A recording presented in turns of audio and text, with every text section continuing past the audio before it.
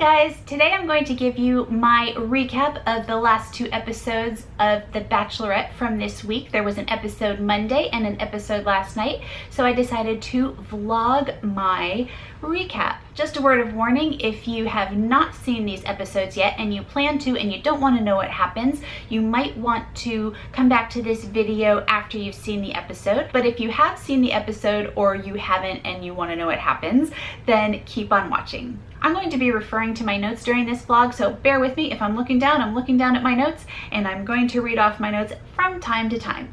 So Monday night, our episode opened with the date card arriving at the Bachelorette mansion, and it was for Chase. So that was really nice because Chase is a really good guy, and I was excited to see JoJo go on a one-on-one date with him. Their date was a little awkward though. It was to a hot yoga studio, and that's great. I love doing hot yoga, but it was a little more like intimate. It was quite an awkward first date. If you DVR'd it or watch it on demand or watch it online or whatever, you'll see what I mean.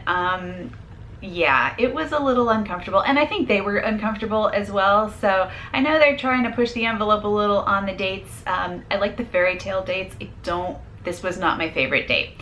In any case, Chase got the rose at the end of the date, and I was glad about that. He seems to have really good values, and I like Chase, so that was really good. So meanwhile, back at the Bachelorette mansion, the second date card arrived, and it was for a group date. The guys who are going on the group date were Jordan, Grant, Wells, James F., Christian, Ali, Daniel, Vinny, Nick, Evan, Alex, and Chad. After this announcement, the drama began. Chad said that he didn't want to go on the group date. He wanted to wait for a one-on-one. This did not go over well with the guys. Last week we established that we had our villain. It was Chad, and that continued this week. So one thing I wasn't a fan of as well this week was the drama that was focused on. It focused more on the drama than it did on JoJo and her dates and her budding romances. There was a lot of focus on the drama, and you're always going to have that every season of The Bachelor or The Bachelorette, but this week there was a ton of it. So for the remainder of the season, I'm hoping that they focus more on the romance and who she picks and less on some of the drama that just seemed kind of unnecessary. So the group date was at a comedy show where people would get up and talk about like past inappropriate experiences that, I was just not comfortable with this date, and I think a lot of people were not comfortable with it. Again, not my favorite date. This group date and the one-on-one with Chase, those were just not my favorite dates. I prefer the fairy tale dates, the fun dates. These just seemed to push the envelope. Maybe they were doing it for shock value. I get that they have to change things up, but I really hope that the dates for the remainder of the season are a little more fun, a little more appropriate, because these just seemed kind of awkward. So the drama continued on the group date. In the end, JoJo gave Evan the group date rose. And then meanwhile, back at the mansion, James Taylor got the date card for a one-on-one date. So he was really excited to go on a one-on-one date with JoJo the next day. They had a fun date. It was a swing dance date. They took some swing dance lessons and then tried out what they learned at a swing dance. I don't know if it was an exhibition or a party, whatever it was. It was really nice that they got a date like that.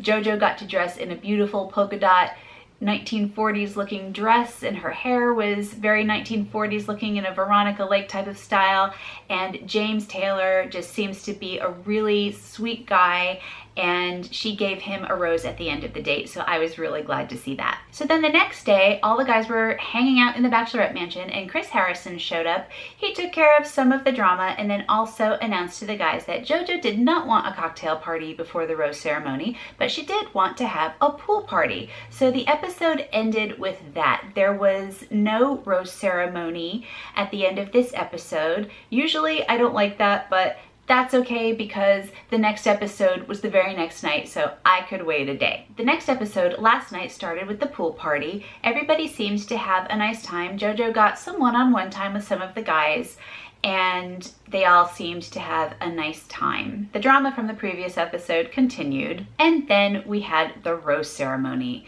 In this rose ceremony, roses went to Grant, Derek, Jordan, Luke, Robbie, Wells, James F., Vinny, Daniel, Alex, and Chad. And of course, we know that Chase, Evan, and James Taylor already had roses. So unfortunately, JoJo had to send some nice guys home. As it gets further and further in the season, there are guys that you don't want to see go home, but that is the process, and maybe they'll be on Bachelor in Paradise. I loved JoJo's outfit at the rose ceremony. It was a cute two-piece cocktail outfit. It was a crop top and a skirt with silver sequins, and it just looked really cute on her. So then after the rose ceremony, JoJo announced that they were going somewhere. So we had maybe 10 minutes where we didn't know where they were going. After the commercial break, we found out that they went to the Nemacolin Resort, I think that's how you pronounce it, in Pennsylvania. So it looked like a really nice resort. It reminded me a lot of the Greenbrier in West Virginia. They showed that on Emily's season, and it looked like a really nice place to continue the Bachelorette journey. As soon as the guys arrived, the date card arrived as well, and it was for Luke. Luke was going on the one-on-one date for this episode.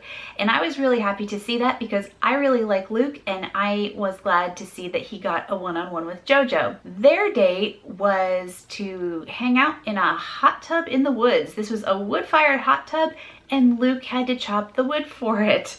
So probably not his idea of the ideal date, but he was a good sport about it. He chopped wood to heat the hot tub, and then they hung out and drank champagne in the hot tub and talked. Not my favorite date really, just because I don't know, I'd rather take swing dance lessons, but okay, fine, hang out in the hot tub for your date. And when they had dinner later on that evening, JoJo gave Luke the rose. So I was glad to see that because he is a good guy and one of my favorites. And meanwhile, back at the resort, the group date card arrived. And so the guys going on the next group date were Derek, James Taylor, Daniel, Chase, Wells, Vinny, James F., Evan, Grant, Jordan, and Robbie. So that left Chad and Alex, who were not on the date card, and we know what this means: 2-on-1 date with two people who can't stand each other, and that is usually the case every season. So the group date was in Pittsburgh, and it was a football date. So the guys seemed really psyched for that. And when they got there, they met up with 3 professional football players who led the activities. They were Brett Kiesel, Heinz Ward, and Ben Roethlisberger. So the guys were happy to meet them, and they did some training activities, and then the guys were divided into 2 teams, and they were to play a football game, and the winning team would spend the rest of the day with JoJo.